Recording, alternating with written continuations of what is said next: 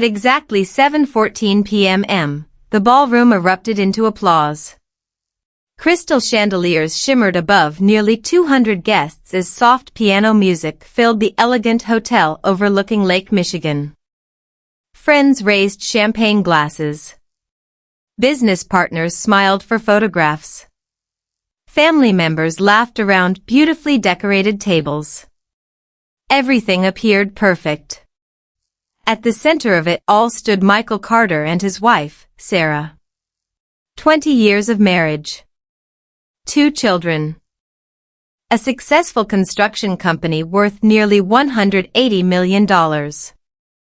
A life that, from the outside, looked impossible to envy. Michael adjusted his tuxedo before tapping his glass with a silver spoon. The room gradually became quiet. "I just want to thank everyone for being here tonight," he began. His confident voice carried effortlessly across the ballroom. 20 years ago, I married the most incredible woman I've ever known. The audience smiled. Sarah lowered her eyes modestly. Our family has always been my greatest achievement. Applause echoed again. Our children are the reason I work every day. Another round of applause. Michael reached for Sarah's hand. I wouldn't change a single thing about my life. She smiled. It wasn't forced. At least, not yet. Then his phone vibrated. Once. Twice. 3 times. Normally Michael ignored business calls during family events. Tonight, however, something made him glance down. Only for a second. That second changed everything. The message preview appeared across the screen. Our son keeps asking why you missed his birthday again. Sarah saw it before Michael locked the phone. Neither of them moved. Neither of them spoke. The applause continued. Guests noticed nothing. Michael forced another smile. Excuse me for one moment. He slipped the phone into his pocket. Sarah simply watched him walk toward the balcony overlooking the lake. Something inside her had gone completely silent. Outside, cold Chicago wind swept across the terrace. Michael answered immediately.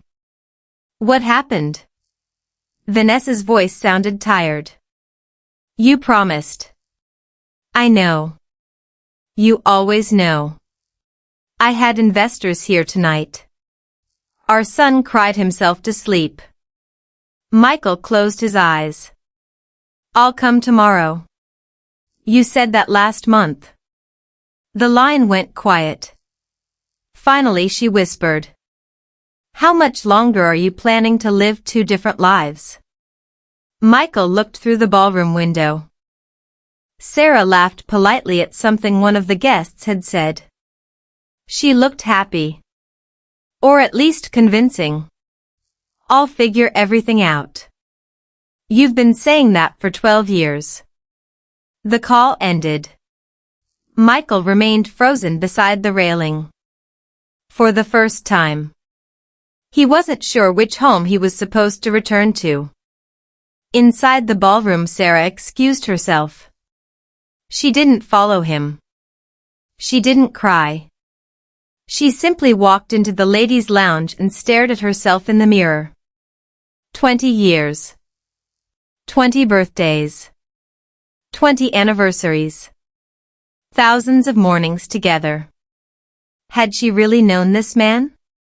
Or only the version he allowed her to see? She remembered every business trip. Every last-minute meeting. Every forgotten holiday. Every excuse that had sounded reasonable at the time. Suddenly, none of them did. Michael Carter had not always been dishonest.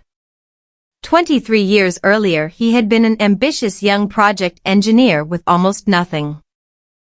Sarah loved him before the expensive watches. Before magazine interviews. Before luxury cars. She worked double shifts as a schoolteacher while Michael struggled to build Carter Development Group. She paid their rent when his first company nearly failed. She sold jewelry inherited from her grandmother so he could make payroll for his employees. She never reminded him. She never asked for recognition.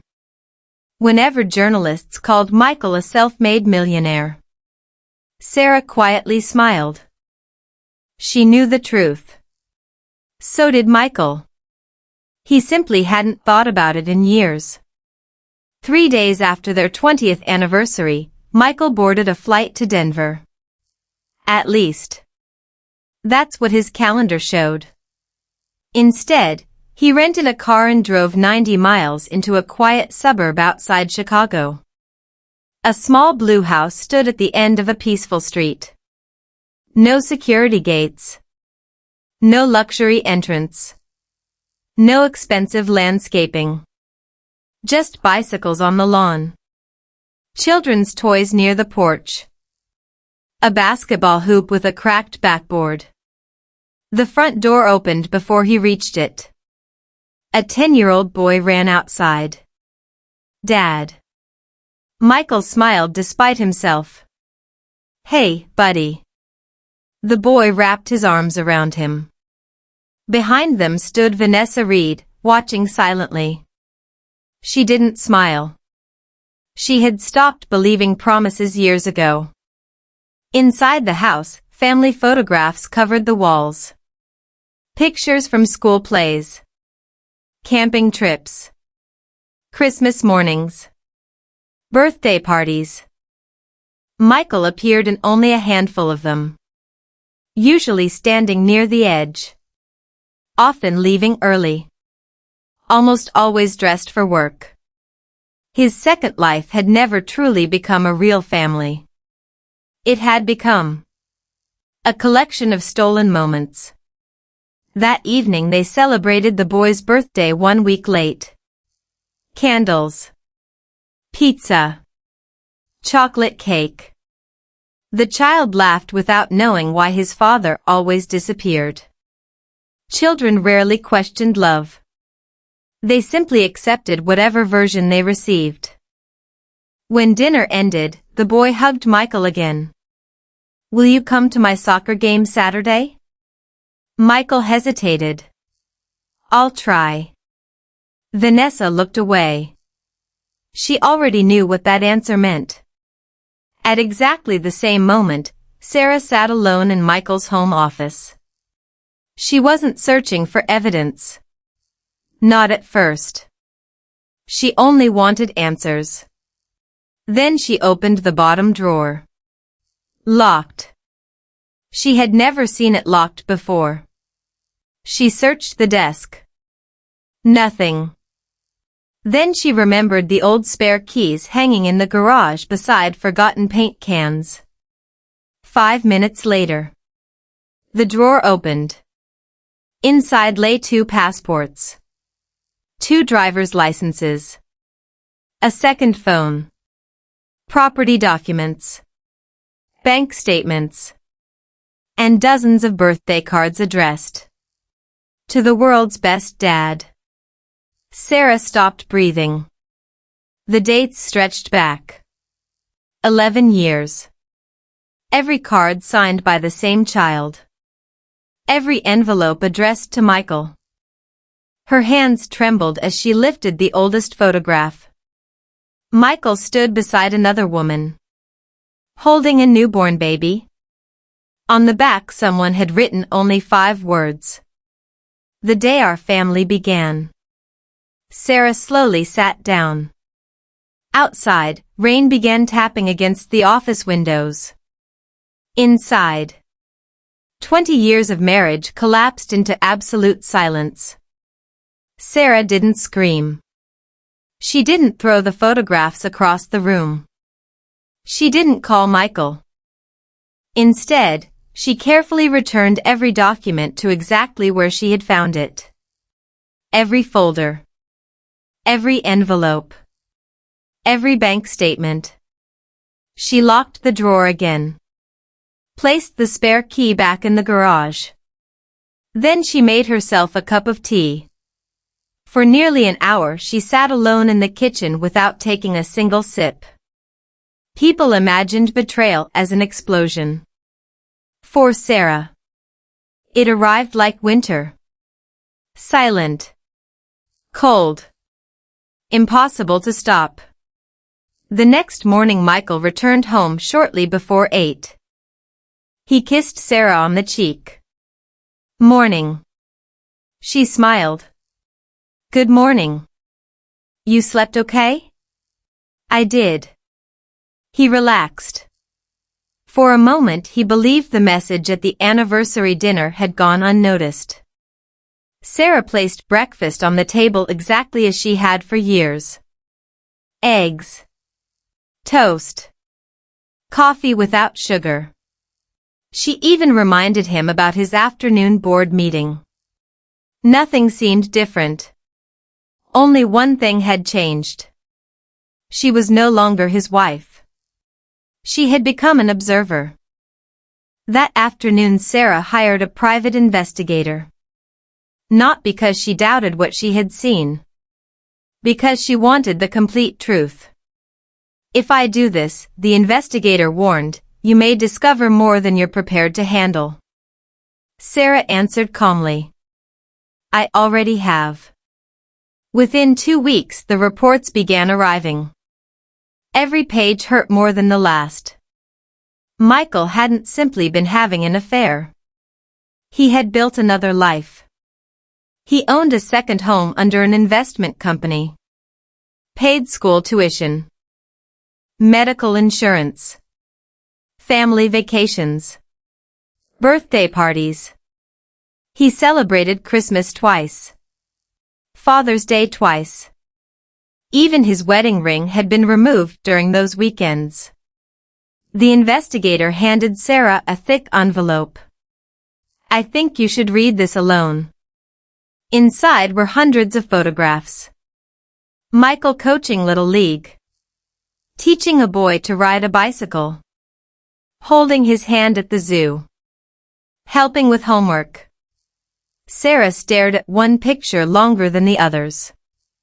It showed Michael laughing. A genuine laugh. The kind she hadn't seen in years. Not because he loved another woman more. Because he had divided himself into 2 different men. That evening their daughter Emily returned home from college.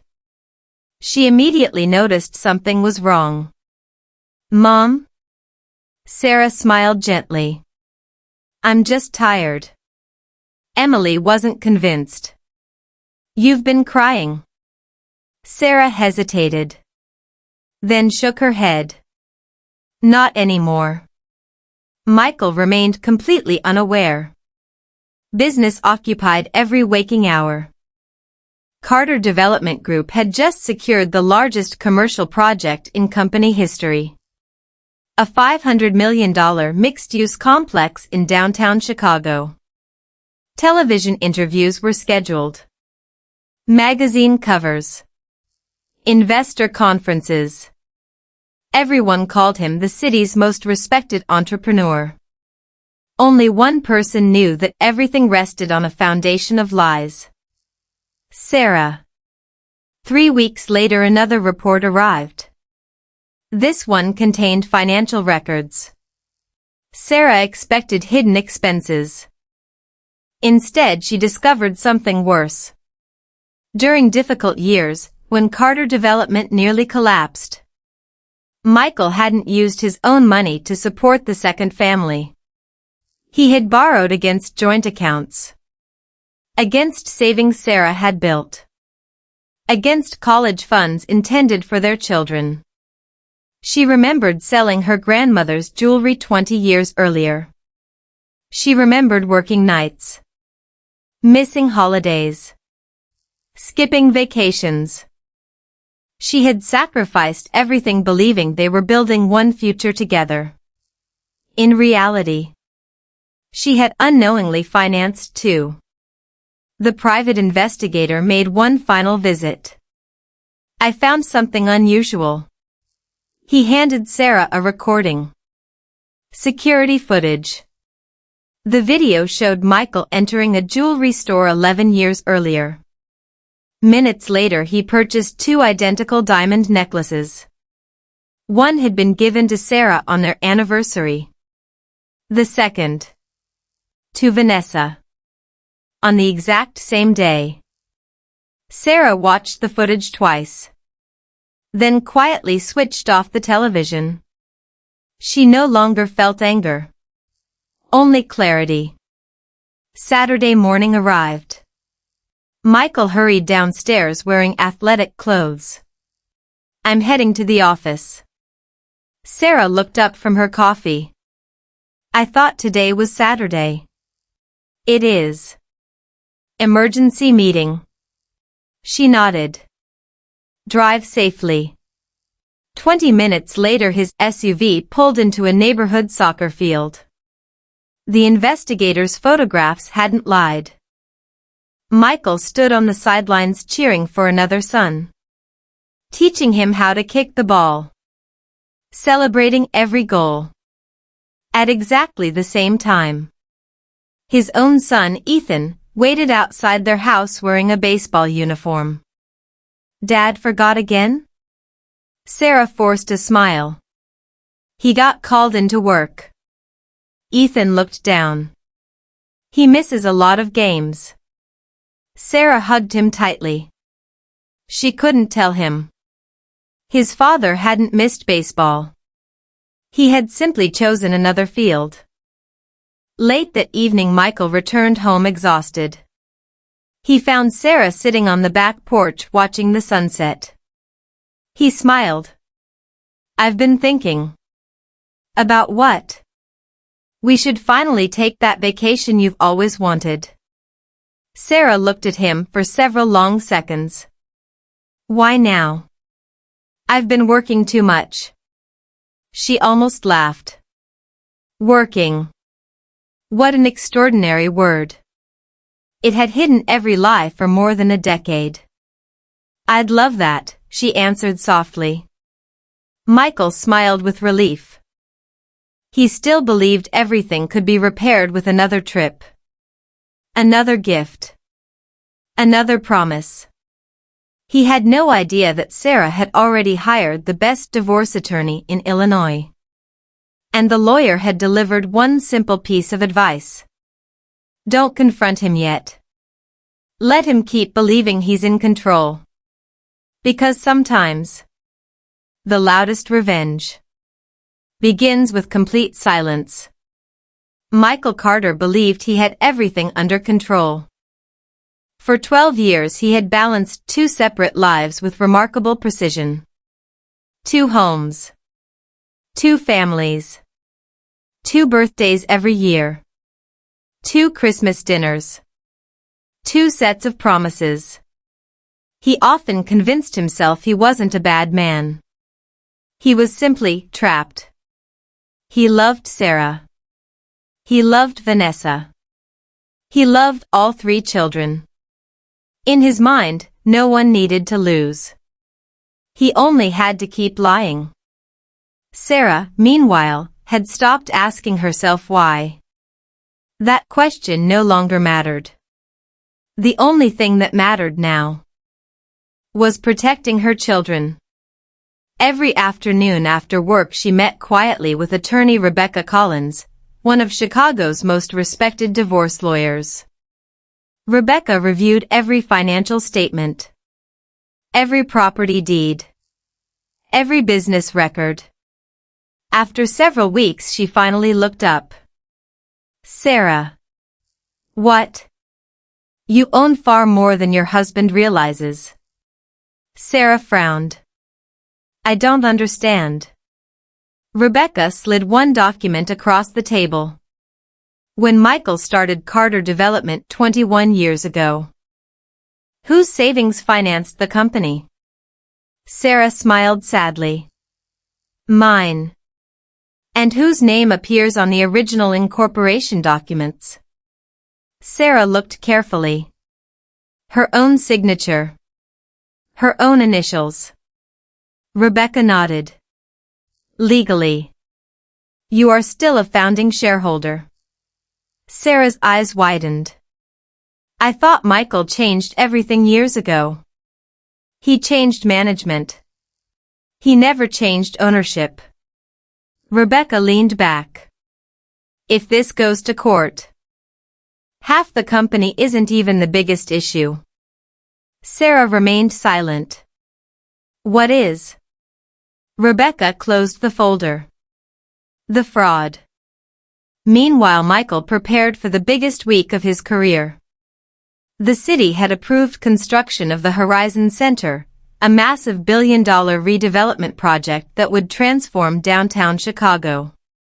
Television stations requested interviews. Business magazines scheduled cover photos. The mayor himself planned to attend the groundbreaking ceremony. Michael rehearsed his speech every evening. He wanted it perfect. He had no idea that another speech was already being prepared. By Sarah's lawyer. 3 days before the ceremony, Michael visited Vanessa. She immediately sensed something was different. You've been smiling all week. The Horizon contract is finally happening. Congratulations. He kissed her forehead. When this project is finished, everything will change. Vanessa looked directly into his eyes. You've said that every year. Michael hesitated. I mean it this time. She laughed softly.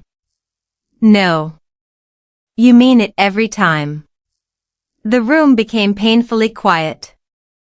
Then their son walked downstairs carrying a school project. Dad. I got first place. Michael smiled proudly. That's amazing. The boy hugged him. Vanessa watched silently. For years she had believed Michael would eventually leave Sarah. Now she wasn't sure she even wanted him to. A man capable of lying for 12 years could never truly belong to anyone. Across town, Sarah opened an old storage box in the attic. Inside were 23 years of memories. Their first apartment lease. Hospital bracelets from the births of Emily and Ethan. Wedding photographs. Handwritten anniversary letters. Then she found something unexpected. Michael's first business notebook. She smiled through tears. Every page contained goals, dreams, ideas. On the final page, written in blue ink 23 years earlier, were 6 words. Family always comes before success. Sarah closed the notebook. Somewhere along the way, success had become more important. The following afternoon, Rebecca called. We're ready. So soon? Yes. The financial investigation is complete. Sarah drove immediately to the law office. Rebecca placed 3 thick binders on the conference table. Binder 1. Hidden properties. Binder 2. Corporate financial misuse. Binder 3. Evidence of long-term deception. Sarah looked overwhelmed. Rebecca continued. There is something else. She handed Sarah another folder. Michael had been using company expense accounts to pay hotel bills, flights, luxury gifts, and vacations with Vanessa. Millions of dollars over 12 years. Company auditors had never questioned the charges because Michael personally approved them. Rebecca looked serious. This isn't just divorce anymore. It could become criminal. Sarah slowly closed the folder. I don't want revenge. Rebecca nodded. I know. I only want the truth. The night before the Horizon Center announcement, Michael hosted an exclusive dinner for investors. Everyone congratulated him. Photographers captured every smile. Journalists called him Chicago's family business icon. Michael almost laughed at the irony. He had become famous for values he no longer lived by. As the dinner ended, his phone vibrated. A message from Sarah. "I'm proud of everything you've built." Michael smiled. Maybe things weren't as bad as he feared. Maybe she truly knew nothing. He replied instantly. "Couldn't have done it without you." For the first time in weeks, he slept peacefully. The next morning, thousands gathered in downtown Chicago. Television cameras lined the streets. Construction workers stood beside polished machinery. City officials filled the front row. A giant banner stretched across the stage. The Horizon Center. Building Chicago's future. Michael adjusted his tie as assistants clipped a microphone to his jacket.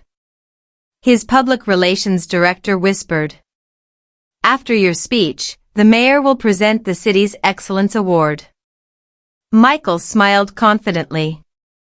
"This is the best day of my life." At that exact moment, across the street, Sarah stepped out of a black car wearing a simple navy blue suit. Beside her walked attorney Rebecca Collins. Behind them followed two court officers. And in Rebecca's leather briefcase lay documents that would destroy everything Michael had spent 12 years trying to protect. The morning air was unusually warm for late September. Downtown Chicago buzzed with excitement as television crews adjusted their cameras and reporters rehearsed their introductions.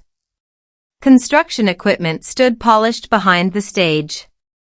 Hundreds of investors, city officials, journalists, and business leaders filled the seats. Everyone had gathered to celebrate Michael Carter. No one realized they were about to witness his downfall. Michael stood backstage, smiling confidently. His assistant straightened his tie.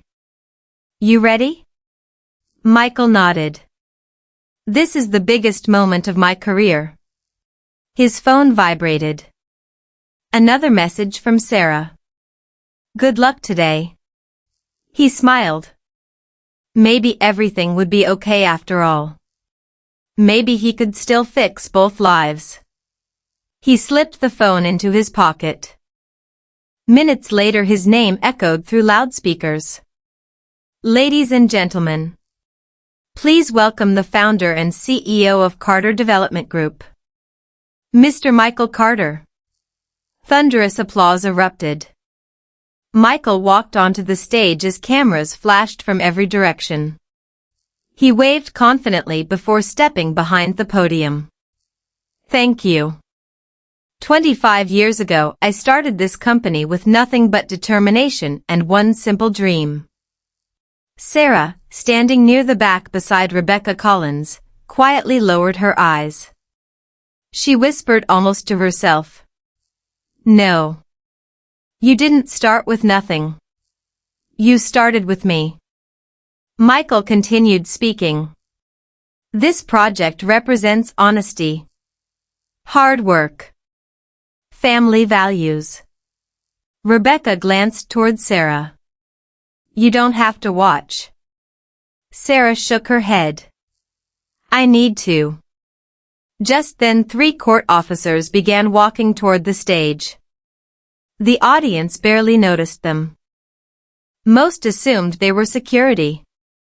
Michael smiled at the crowd. "Our company has always been built on trust."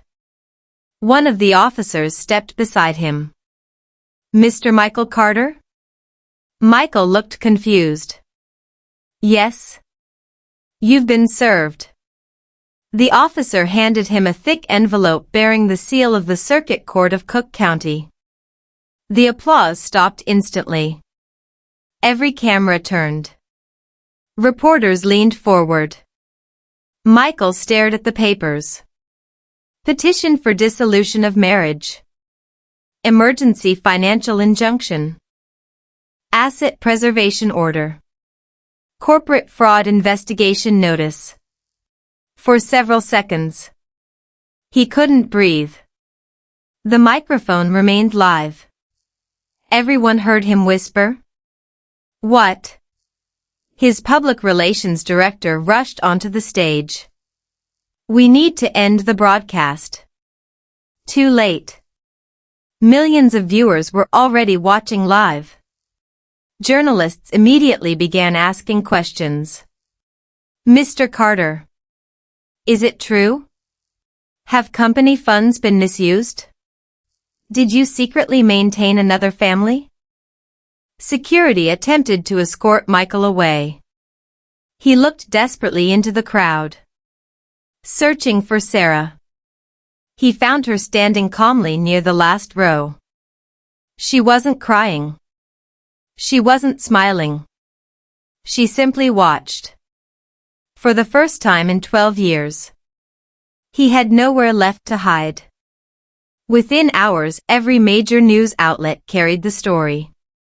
Chicago CEO accused of hiding second family for over a decade. Millions in corporate funds under investigation. Business icons' double life exposed. Television stations replayed the moment he received the court documents over and over again. Social media exploded. Investors demanded emergency meetings. The company's stock fell nearly 22% before the market closed. The board of directors gathered that evening. Michael entered the conference room exhausted. No one greeted him. Board Chairman Daniel Whitmore spoke first. "Michael, we need your resignation." Michael looked around the room. "I built this company." Daniel answered quietly. "No. You built part of it. You almost destroyed the rest." A unanimous vote followed. 8 hands. 8 votes. 0 in his favor. Just like that, Michael Carter was no longer CEO.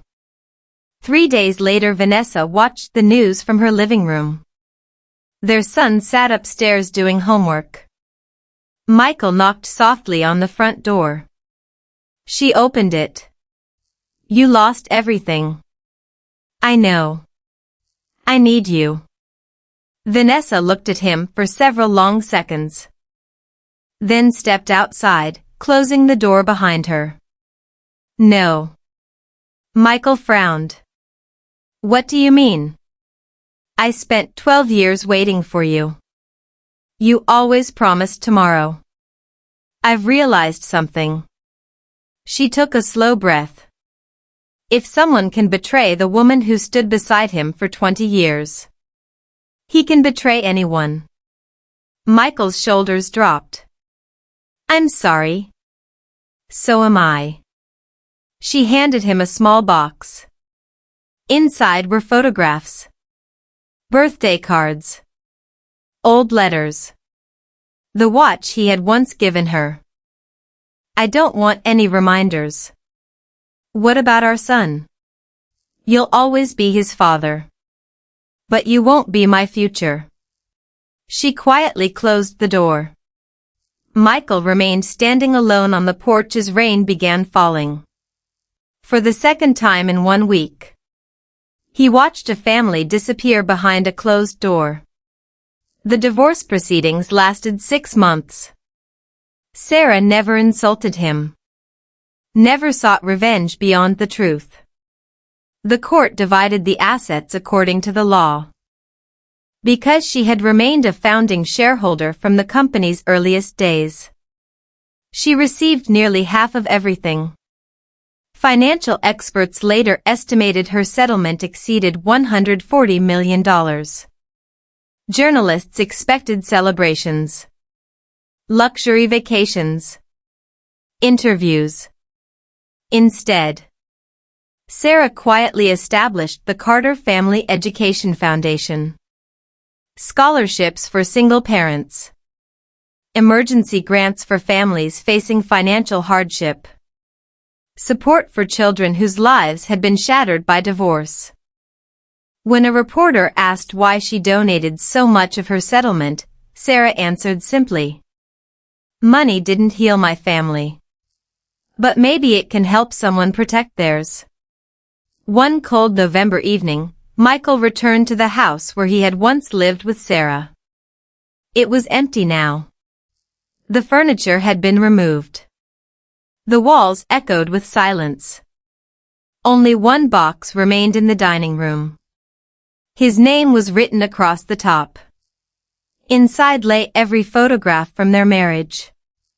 Every anniversary card. Every handmade Father's Day gift from Emily and Ethan. At the very bottom rested a single white envelope. His hands trembled as he opened it. Inside was one handwritten letter. "You didn't lose your family because you loved someone else.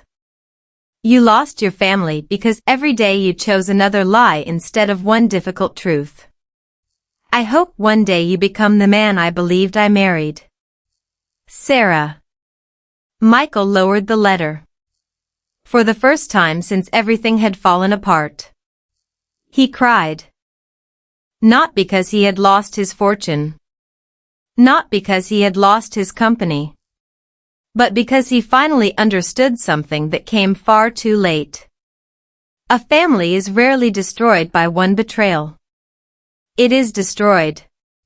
One lie at a time. Thank you so much for watching. If this story touched your heart, please like this video, subscribe to Novelithra, and turn on the notification bell so you never miss another emotional story. Leave a comment below and let us know. Would you have forgiven Michael, or do you think Sarah made the right decision? Thank you again for watching, and we'll see you in the next story.